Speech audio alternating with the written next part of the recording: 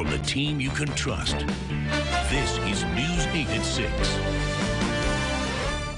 Maureen, things have started to quiet down on the streets off of North Clinton in the past 30 minutes or so. Rochester police came out in big numbers tonight, arresting 13 people following the conclusion of tonight's Puerto Rican festival. You're absolutely right, Adam. Jones Avenue was hit hard by the storm earlier this evening. The home behind me was actually hit by a tree, leaving the homeowner flabbergasted. This is a nice, quiet neighborhood, but right next door, come nightfall, things will be speeding up on set at Eastman Business Park. Right now, you're seeing me on one of the 35 security cameras displayed at Quickly's, and you can understand why the Livingston County Sheriff's Office would view this as a valuable resource. This looks a lot easier on TV than it is in person, and that's one of the reasons why everyone here loves it so much.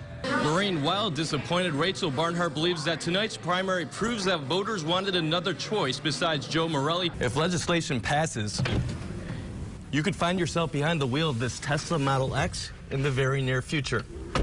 Linda Martinez is a Fair customer living in Clyde who says her garbage is supposed to be picked up on Friday mornings, but as you can see, it's still clearly sitting here.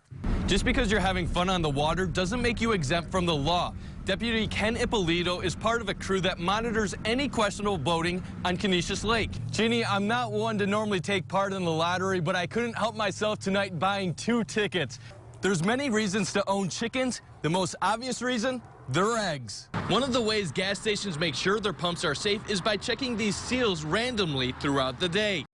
Adam, the Hotel Cadillac has been at the center of a huge debate between the city and homeless advocates because many homeless use the building for shelter. Earlier tonight, that disagreement came to a boiling point in front of our cameras. Sister Grace, let me just tell you, I did not have you arrested. Tensions were high this evening when Mayor Lovely Warren made a surprise appearance at a press conference held by homeless advocates regarding the status of Hotel Cadillac. Just moments before their confrontation, Sister Grace Miller accused the mayor of sending RPD to the property Monday evening, where she was eventually detained. There was a massive, unnecessary raid by approximately 40 police officers, ordered by Mayor Lovely Warren. The mayor denied the allegation, saying police were enforcing a call by the building's owner, DHD Ventures. Warren added that she's disappointed by today's events after working with Sister Grace on homeless issues the past 2 years. You cannot, on one hand, say, yes, let's work together, and then, on the other hand, do something like this. I think that it's wrong. I'm very, very hurt by it, and actually, I'm truly, truly ashamed.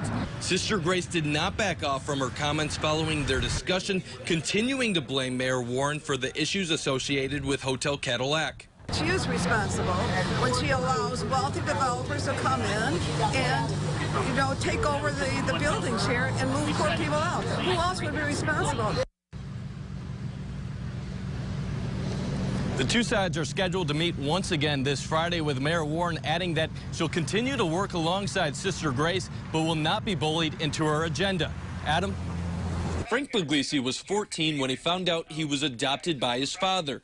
When he would ask his mother about who his real dad was, he didn't get many answers. She would always get upset and told me that he passed away. For years, he stopped looking until this summer. One day, while his cousin Marissa was searching online, she came across an even more startling discovery.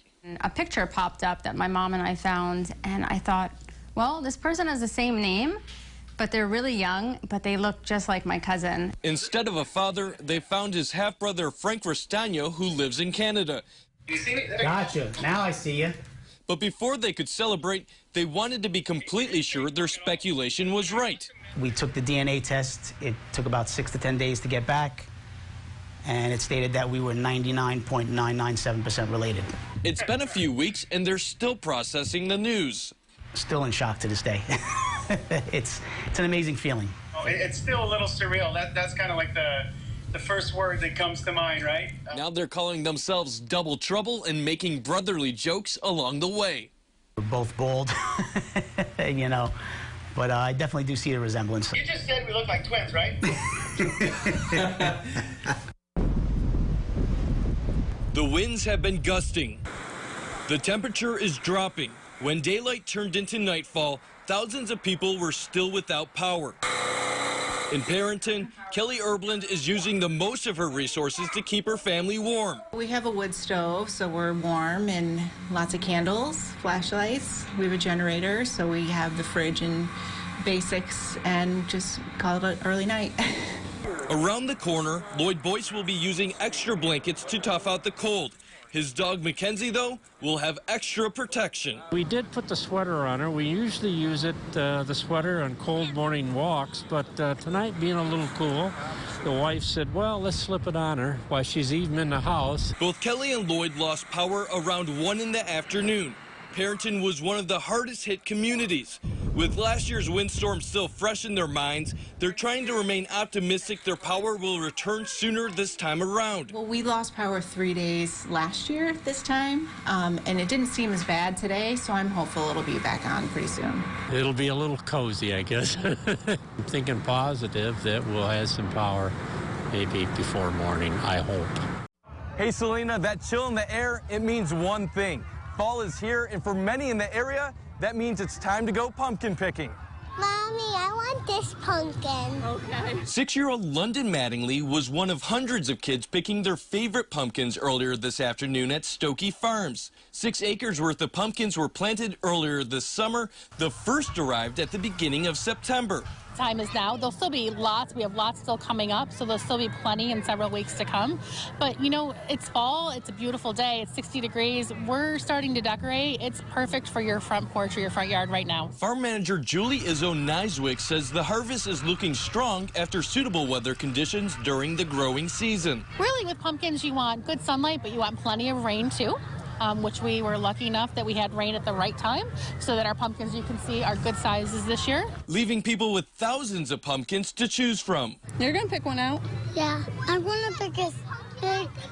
This is the winner because it was the biggest out of the smallest, let's just put it that way, but it's also nice to carry in one hand and not have to lug a pumpkin all the way back to the back of the parking lots. There's thousands of pumpkins to choose from, but here's one tip of advice. If you're looking to pick one to carve prior to Halloween, make sure to wait until a few days before the holiday to make sure it stays fresh. Selena? From the team you can trust, this is News 8 at 6.